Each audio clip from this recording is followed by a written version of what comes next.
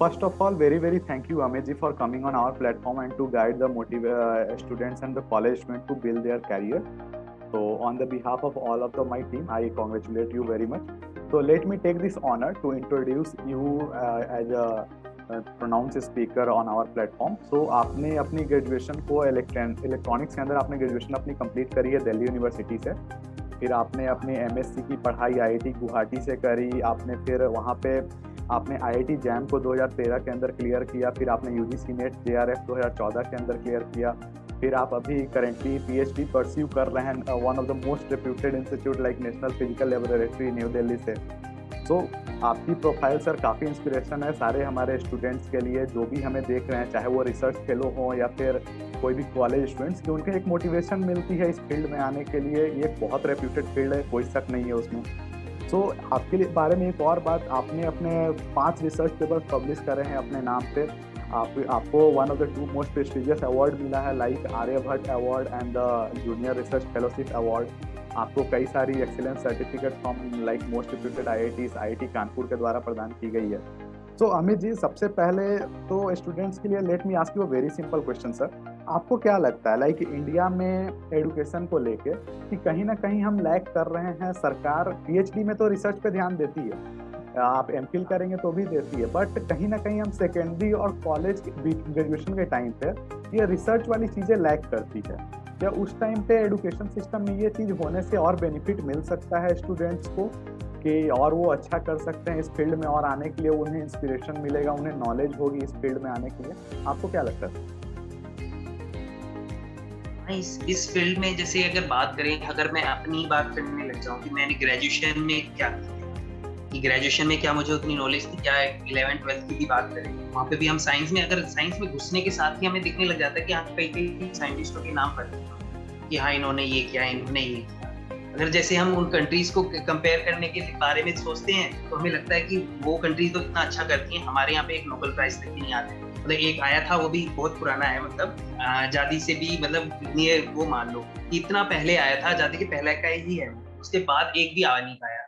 ऐसा क्या रह जा रहा है कि हमारे यहाँ पे इस तरह से हम नोबेल लॉरेंट नहीं प्रोड्यूस कर पा रहे? तो एजुकेशन सेक्टर में कुछ तो प्रॉब्लम चल रही है, क्योंकि इतना सारा 100 करोड़ की पॉपुलेशन होने के बाद भी हम एक भी नोबेल लॉरेंट नहीं लेके आ पाए साइंस के फील्ड में। बाकी फील्ड में मिले हैं लेकिन साइंस के फील्ड में अभी तक नहीं मिल पाया। तो बेसिक रीजन जैसे मुझे फील हुआ, जो मैं अपनी जर्नी से बताऊं, तो मुझे ये लगता है कि जैसे जो प्लेटफॉर्म एक होता है ना कि एक पोस्ट होती है, एक तो डिजर्विंग पीपल को मिलनी, अगर वो पोस्ट डिजर्विंग पीपल को बंदे को मिले तो ये काफी हद तक चांसेस बन जाएंगे कि हाँ ये जो रिसर्च या जो एजुकेशन सेक्टर है वो इम्प्रूव होगा अगर वो डिजर्विंग पीपल को मिलेगी। क्योंकि यहाँ पे कई सारी चीजें ऐसी होती हैं, माना कि मतलब बहुत सारी चीजें हैं, जैसे कि कोई कहता है कि हाँ भाई एजुकेशन सेक्टर में भी तुम रिजर्वेशन सिस्टम लेके आओ, बहुत सारी चीजें ऐसी हैं, उसकी जरूरत भी है, लेकिन हर जगह वो चीजें नहीं कर सकते। डिजर्विंग पीपल को पहुंचाना चाहिए उनकी सीट पे, और ऐसी जगह पे तो बिल्कुल पहुंचना चाहिए जिनसे कि दूसरों का कैरियर डिपेंडेंट हो। एक टीचर के ऊपर, तो टीचर को इस तरह से रिक्रूट होना चाहिए जो कि अपनी पोस्ट को समझे, ना कि बस मुझे तो बस एक पोस्ट चाहिए, उसको ये लेना देना ना हो कि भाई मुझे एजुकेट करना है दूसरों को, बस मुझे तो अपनी तनख्वाह लेनी है। और ये सब सोच के अगर वो आ रहा है ओके गवर्नमेंट पोस्ट मिल जाए मुझे, तो फिर वो ऐसे सुधर नहीं सकता सच, क्योंकि कई सारे टीचर अच्छे भी हैं यहाँ पे। अगर हम एससी वर्मा की बात करें, आईआईटी कानपुर के प्रोफेसर हैं, बल्कि मैंने भी उनके कई सारे लेक्चर अटेंड किए, ठीक है, उन्होंने अपनी लाइफ डेडिकेट कर दी, इसे कहते हैं डेडिकेशन। वो अपने पोस्ट के लिए कितने वफादार हैं। तो ये वफादारी अगर हर जगह आएगी तो इससे सिस्टम इंप्रूव होगा ही होगा। मुझे ये लगता है कि ऐसा होगा तो होगा ही होगा।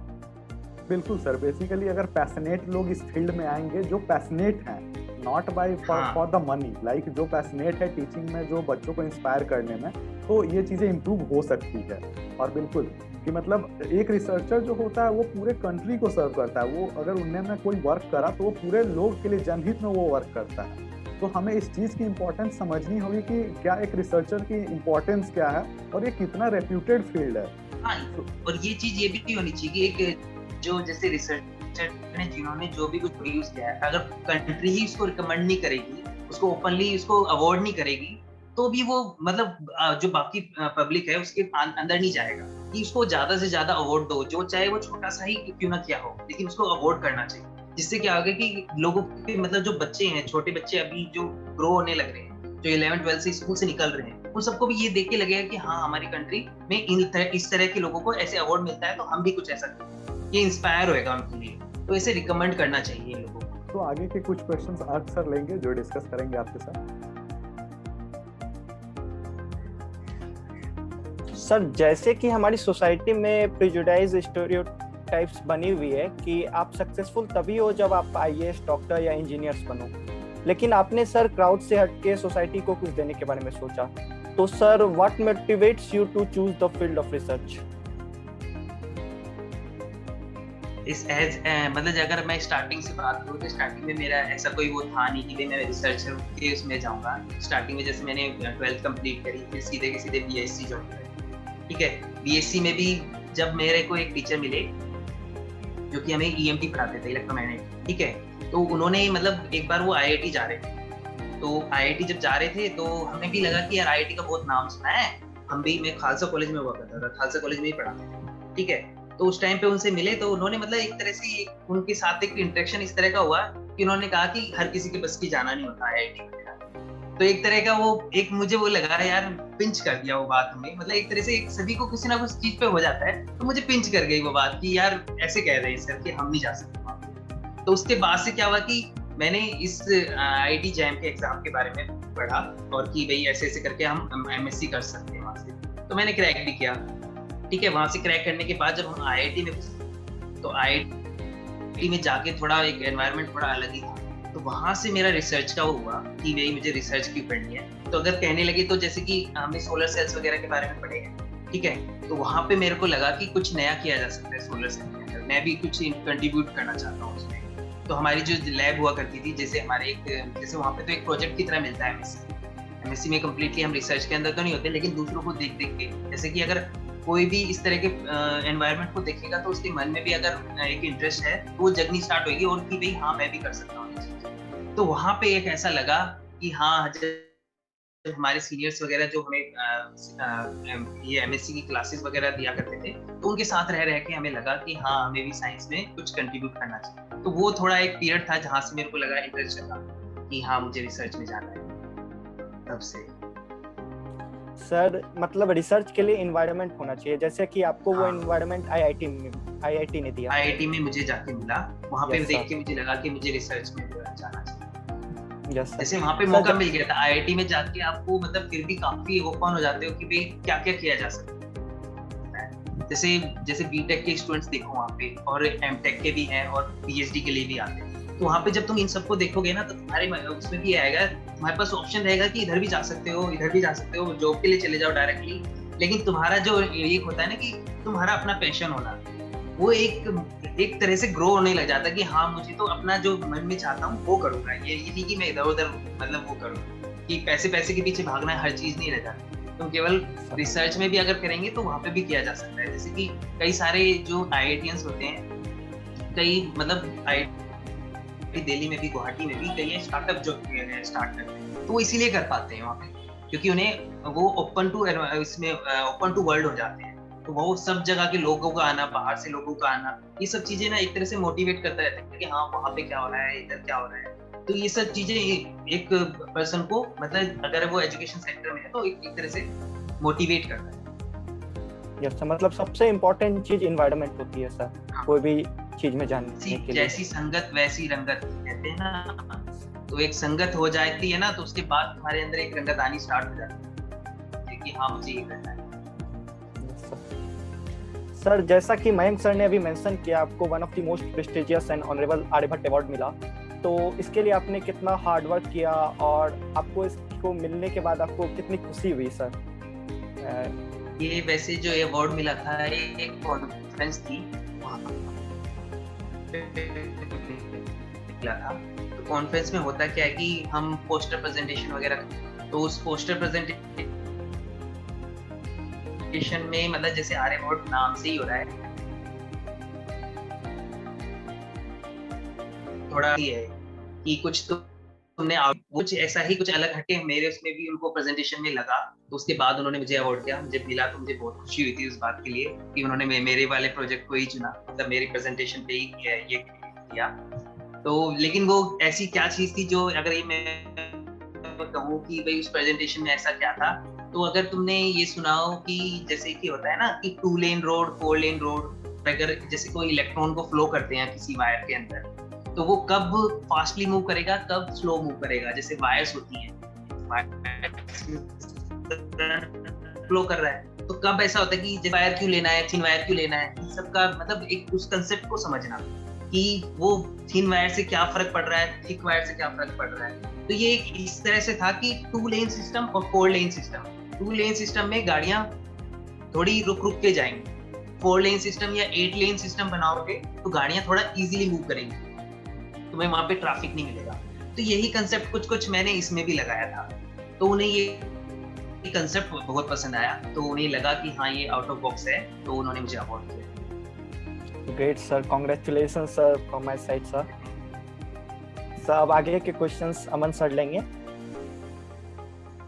ओके तो सर जैसे कि आपकी जो जर्नी है वो काफी मोटिवेशनल है, इंस्पायरेशनल है लोगों के लिए। उसका कारण ये भी है क्योंकि बीएससी करने के बाद लोगों के पास ऑप्शन नहीं होता है। लोग एमएससी तो करते हैं लेकिन उनके पास ये थॉट नहीं होता कि वो आईआईटी में जाके या किसी अच्छे रेपुटेड इंस्टीट्यूट में जाके वो अपनी एमएससी करें।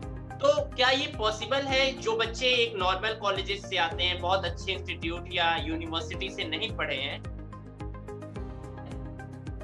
तो क्या नॉर्मल कॉलेज के बीएससी वाले भी ऐसे एग्जाम को क्रैक कर लेते हैं? और उनके लिए टिप्स आप प्लीज दो कि किस तरीके की उन्हें आसानी से क्लियर कर सकें। जैसे अगर इसमें आईआईटी जैम की बात करें तो एक तो एनवायरनमेंट होना बहुत चाहिए। चाहे आप किसी छोटे से इंस्टीट्यूट से हैं, उससे कोई फर्क नहीं पड़ता, आप कहीं से भी हो सकते हैं। लेकिन आपका अगर जैसे एक बंदा अगर हम यही कहने लगे, जैसे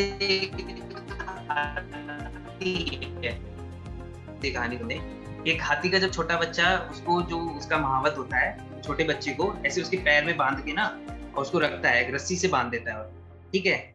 वो जब छोटा होता है तब तो वो रस्सी को तोड़ नहीं पाता, ठीक है। तो लेकिन जैसे जैसे वो बड़ा होता रहता है वो उस रस्सी से बंधा रहता है, वो कोशिश भी करता है लेकिन तोड़ नहीं पाता। लेकिन वो खाता पिलाता सब कुछ महावत है उसको। लेकिन वो जब बड़ा हो जाता है तब भी वो उसी रस्सी से, पतली सी रस्सी से बंधा होता है, और तब भी वो उसको तोड़ नहीं पाता, वो कोशिश भी नहीं करता। तो बात ये होती है कि वो एक तरह से एक डायलेमा में फंस गया है, उसे अपनी पावर का नहीं पता कि वो कर क्या सकता है। तो वही चीज होती है, जैसे बाकी इंस्टीट्यूट वाले सोचे कि भाई हम नहीं कर सकते, ऐसा कुछ भी नहीं, हर कोई कर सकता है। हर कोई मतलब चाहे वो छोटे से छोटे क्या कहीं से भी आया हो, हर किसी के पास इतनी पावर है कि वो एक इनोवेटिव या कुछ भी इस तरह का करके बाहर निकल सकता है। तो वो अपने आप को कम ना समझे कहीं भी। तो सबसे पहली बात तो यही है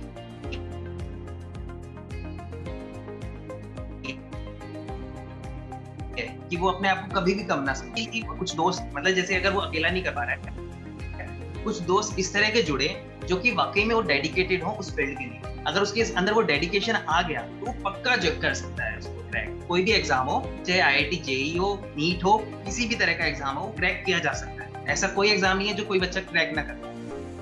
70 से 80% मान लिया कि ये इसी पे डिपेंड करता है कि तुमने तैयारी कैसे की है। 20% होता है कि लक की बात मान लो, तो ये मतलब थोड़ा है लक मान सकते हैं, लेकिन 80% चांस तो यही होते हैं कि वो अगर अपनी मेहनत करेगा तो वो पक्का कर सकता है। वो अपने आप को कम ना समझे बस।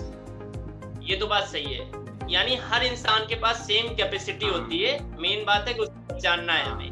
अब क्या होता है, एनवायरनमेंट थोड़ा छोटा होता है तो हमें लगता है हम शायद उतना ऊपर नहीं जा सकते हैं, लेकिन असली बात तो यही कि छोटे एनवायरनमेंट वाले ही वहां तक पहुंच पाते हैं। हाँ, ऐसे तो कई सारे एग्जाम्पल हमारे आईआईटी के अंदर भी मिल जाए, जो काफी सारे स्टूडेंट्स ऐसे थे जो कि वाकई में उनके पेरेंट्स या इनका किसी का बैकग्राउंड नहीं था, लेकिन वो फिर भी वहां पे थे। तो वो ऐसा कर कैसे पा रहे हैं? तो यानी कि सिंपल है कि उन्होंने अपने आप पे भरोसा रखा हुआ है, तो तभी तो वो ऐसा कर पाए। बिल्कुल बिल्कुल सर।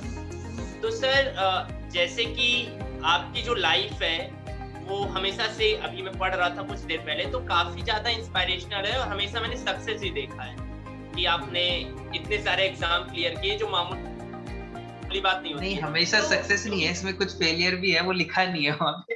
बिल्कुल बिल्कुल, तो मेरा यही क्वेश्चन आपसे कि क्या ऐसा जो सक्सेसफुल आपका जो चेहरा है और जो इमेज बनी है, इसके पीछे जो फेलियर्स हैं उनके बारे में आपका क्या मानना है, और वो फेलियर कहाँ पे आपको देखने को मिले? जैसे अगर फेलियर की बात करें तो जो जैसे मैंने एक बताया था ना, मेरे एक टीचर थे जिन्होंने मेरी तरफ को मतलब इसके EMT के टीचर थे, तो उनका रीजन भी था वहाँ पे, मतलब थोड़ा अगर पीछे बैकग्राउंड में, तो उस टाइम पे ऐसा लग रहा था कि भाई मेरे साथ ऐसा क्यों कर दिया, क्योंकि मैंने सेकंड ईयर में फेल हो गया था। तो इन्हें लगता था कि यार ये तो फेल, मतलब एक होता है ना क्लास में एक ऐसा बंदा होना जो सेकंड ईयर में फेल हुआ था फिर आया है, तो एक अलग इमेज बन जाती है, ठीक है। तो ऐसा कुछ नहीं कि फेल ना नहीं हुए हैं, फेल भी हुए हैं। फेल होने के बाद मतलब अपने आप को मोटिवेट करना, ये सबसे ज्यादा जरूरी है कि एक मोटिवेशन बनाओ अपना। तो फेलियर हमेशा आएंगे। आप रिसर्च फील्ड की बात करें तो शुरू के, जैसे मेरा काम सोलर एनर्जी पे है, तो हम पेरोस्काइट के डिवाइस बनाते हैं, पेरोस्काइट मटेरियल को यूज करके उसके सोलर सेल बनाते हैं। मैंने अभी तक 16% की एफिशिएंसी अचीव की। तो ये एफिशिएंसी जो अचीव की है, तो इसको अचीव करने में भी बहुत लंबा पीरियड लगता है। जैसे फर्स्ट 3 इयर्स तो हमारे ऐसे थे कि हम डिवाइस बनाते थे और कोई रिजल्ट नहीं आता, तो बनाते रहे, कई बार स्टडी करते थे कई सारे जर्नल्स में, जैसे कि एक पूरा एनवायरनमेंट क्रिएट करते थे कि हाँ भाई हमने बिल्कुल कॉपी करना है, बिल्कुल एक किसी ने बनाया है सेल, वो बिल्कुल हमें कॉपी करना है, वो हो जाए, नया तो छोड़ो, केवल मुझे कॉपी करके करना है कि वो चीज उसने बनाई थी तो मैं यहाँ पे बना के दिखाऊंगा। वो भी नहीं हो पाती थी। तो ये एक फेलियर था कि अगर हम वहीं पे अगर हम दम तोड़ देते कि भाई ये नहीं बन रहा तो हम छोड़ ही देते हैं, तो फिर खत्म ही थे। फिर उसके बाद वो जो 5 जनरल आए हुए हैं, जो नाम आए हुए हैं, ये कुछ भी नहीं आ पाता। तो ये चीज तो ऐसी थी कि हमें कि अपने आप को मोटिवेटेड रखना पड़ेगा, तभी हम आगे बढ़ते चलेंगे। तो ये एक ऐसी चीज है जैसे कि एक शिल्पकार की बात वो सुनी हो तुमने कहानी, एक बंदा होता है जिसमें कि 2 पत्थरों को ले जाके वो शिल्पकार लेके जाता है, ठीक है। वो छेनी और हथौड़ा वाली सुनी भी होगी शायद, ये काफी जगह दोनों पत्थरों के साथ मत करो, मुझे तो बहुत पूरा फील हो रहा है। दूसरे वाले में उसको पेशेंस होता है, वो कहता है कि हाँ चलो कर लो, तो वो शिल्पकार उसे मूर्ति बना देता है। तो मूर्ति बनाने के बाद उसकी पूजा की जाती है। और दूसरा जिस पत्थर ने कहा था कि मेरे साथ ऐसा कुछ मत करो, वो शिल्पकार क्या करता है, उस मूर्ति के सामने उस पत्थर को रख देता है और जो भी लोग पूजा करने आते हैं वो नारियल फोड़ते हैं। तो पहले तो उसने उस मेहनत को समझा नहीं कि भाई मैं तो अगर कर लूं तो कल के दिन क्या हो सकते साथ हो गई, पत्थर तो मेंटेन रहेगा, यही होगा उसके साथ। तो इस चीज को समझना चाहिए कि ये हमारा, मुझे भी ये एहसास हो गया था कि हाँ PhD में अगर हम ऐसे हार मान लेंगे तो काम चलेगा नहीं, ठीक है। जब तक हम हमें कुछ अचीव नहीं करेंगे तब तक कोई हमें रिकॉग्नाइज नहीं करेगा। तो ये जरूरी था कि हम ये सब कुछ करें, हार ना माने, ये सबसे ज्यादा जरूरी है। और आपका सर्कल, वाकई में संगत बड़ी जरूरी होती है। ये मैं अकेला ही कर गया ग्रो, ऐसा कुछ नहीं है। आसपास वाले भी आपको मोटिवेट करते हैं, हमारे गाइड में, इन सबका साथ भी बहुत जरूरी होता है। तो अपने सर्कल में कुछ ऐसे लोगों को रखना चाहिए जो तुम्हें मोटिवेट ही करे। डिमोटिवेट करने वाले के साथ मत रहो, बस सिंपल सी बात तो ये है। जैसे हम कभी नीट और इन सब एग्जाम्स की बात कर रहे थे, ये एजुकेशन इंस्टीट्यूट कर क्या रहे हैं, जैसे कितने सारे इंस्टीट्यूट खुले हुए हैं। तो ऐसा क्या होता है कि यहाँ पे तो सेलेक्ट हो जाता है बंदा, घर पे बैठ के पढ़ाई करता है तो नहीं होता सेलेक्ट। तो ऐसा क्या चेंजेस हो जाते हैं यहाँ पे? अगर इसका चेंजेस का मेन जो इंस्टीट्यूट का फायदा होता है, ये होता है वो एक सर्कल प्रोवाइड करता है, आपके दोस्त वगैरह इस तरह के बना देता है। जैसे कोटा राजस्थान है, वहाँ हो क्या रहा है, आपकी पूरी लाइफ ऐसी जगह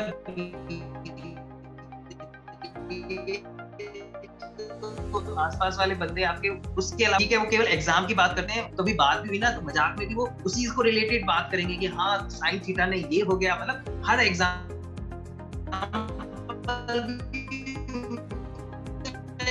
इसी तरह से चलता है। तो इस तरह आ चुका है कि हाँ मुझे तो यही क्रैक करना है, तो ये ज्यादा जरूरी होता है। ये तो बात सही है सर, यानी कि फेलियर सबकी लाइफ में होते हैं। जैसे एडिशन बल्ब बनाया तो मैंने सुना है कि कई हजार बार उनके एक्सपेरिमेंट फेल हो गए। रिसर्च फील्ड में जा रहे हैं तो सबसे इम्पोर्टेंट है आपके पास पेशेंस होना चाहिए, क्योंकि ये कंफर्म है एक बार में तो कुछ होना नहीं है। तो आपसे बात करके सच बताऊं तो बहुत ज्यादा मैं खुद मोटिवेट हो रहा हूँ। हालांकि टाइम की कमी भी है, तो अगला क्वेश्चन मयंक सर लेंगे, क्योंकि आपसे काफी चीजें आज हमें पूछनी है। So Mayank sir please carry on. बिल्कुल सर, जैसे अभी आपने बताया कि मतलब हमें फेलियर सबके लाइफ में होता है, हमें ज़रूरत क्या है, तो हमें बाउंस बैक करने आना चाहिए कि हम अगली बार और ज़्यादा एफिशिएंट वे में हम और ज़्यादा उभर के आए बाहर। अगर नंबर कम आया तो क्या हुआ, फिर हम नेक्स्ट ट्राई करेंगे। ये जो नेक्स्ट ट्राई का पेशेंस होता है ये हमारे पास रहना चाहिए और हम बाउंस बैक अच्छे से कर पाएँ। तो सर उसी बात को आगे लेते हुए कि हम सबकी लाइफ में कोई ना कोई होता है जो हमारे साथ हर सिचुएशन में खड़े रहते हैं। लाइक एवरी क्रिटिकल सिचुएशन में हमारे साथ कोई ना कोई वैसे लोग होते हैं जो हमारे साथ रहते हैं, जो हमारे सपोर्ट करते हैं हमें। तो आपके साथ भी कोई ऐसे लोग हैं जो आपके हर क्रिटिकल कंडीशन में साथ हों? तो अगर आप उन्हें बताना चाहें कि ऐसे कौन से लोग होते हैं जो आपके साथ हमेशा रहते हैं। मेरे साथ में तो मैं पेरेंट्स को बोलूंगा कि मेरे पेरेंट्स ने काफी हद तक साथ दिया मेरा, और जैसे जिस तरह की जर्नी रही है उसमें उनका बहुत जरूरी था ये वाला, क्योंकि एक फाइनेंशियल सपोर्ट भी चाहिए ही होता है, ठीक है। उसके साथ साथ मेंटली भी आपको मतलब होता है कि फैमिली भी कई बार इस तरह की चीजें होती है ना, कई लोगों को ना नहीं किया जा सकता। अगर वो आपको सपोर्ट ही नहीं करेंगे तो आप आगे बढ़ोगे कैसे? तो उनका सपोर्ट मैं मानता हूँ कि वो बहुत जरूरी था। और कुछ फ्रेंड्स थे जो इसी टाइम पीरियड में बने। मैं फ्रेंड्स का तो सबसे ज्यादा कहूंगा कि वो फ्रेंड्स बहुत ज्यादा जरूरी थे, क्योंकि उनके बिना तो नहीं हो पाता, क्योंकि वे भी ग्रो हुए, साथ में हम भी होते चले गए। कि कई था एक तो, बल्कि एक अगर ये बताऊं, नेट का एग्जाम हुआ करता, ठीक है, हमारा एमएससी के टाइम पे हमने क्रैक कर लिया था। तो हम दो दोस्त थे,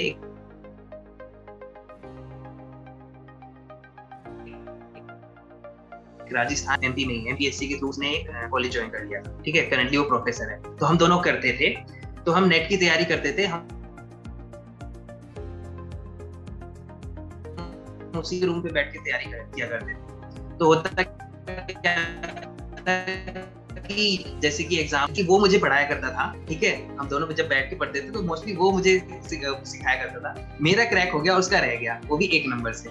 तो ये चीज एक ऐसी थी कि भाई मतलब जैसे बंदा होता है ना कि ये बताता है कि तुम्हारा दोस्त कितना वो हो रहा है, कि उसे फिर भी खुशी थी, चाहे वो फेल भी हो गया था लेकिन फिर भी खुशी थी। तो अगली बार में हम दोनों ने क्रैक किया था, फिर उसके बाद हमारा जेआरएफ भी हो गया था, तो दोनों का ठीक ठाक हो गया। लेकिन ये चीज होती है कि मैं कहता हूँ लाइफ में तुम्हारे लिए मतलब एक तरह से तुम्हें आगे ही बढ़ाएंगे। मतलब ऐसे नहीं कि हम अगर आगे बढ़ रहे हैं तो उनको छोड़ दो पीछे, ऐसा भी नहीं होना चाहिए। तो ये तो मैं मानता हूँ कि जिनका साथ है उनको भी कभी नहीं छोड़ना चाहिए। बिल्कुल, जिन्होंने आपको सपोर्ट किया हमें उनके साथ हमेशा रहना चाहिए।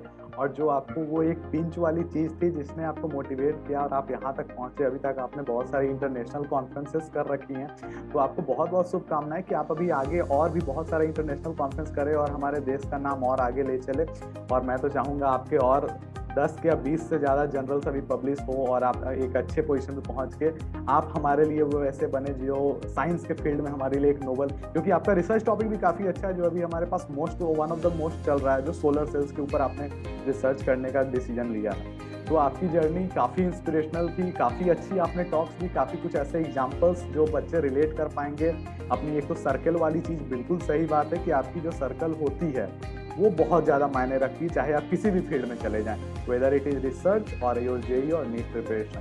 तो सर बहुत बहुत धन्यवाद आपका हमारे साथ जुड़ने के लिए, और हमारे सभी व्यूवर्स के लिए आप सर को जरूर अच्छे से सुने। आपको वीडियो पसंद आया हो तो लाइक करें, चैनल को सब्सक्राइब कीजिएगा। Thank you sir.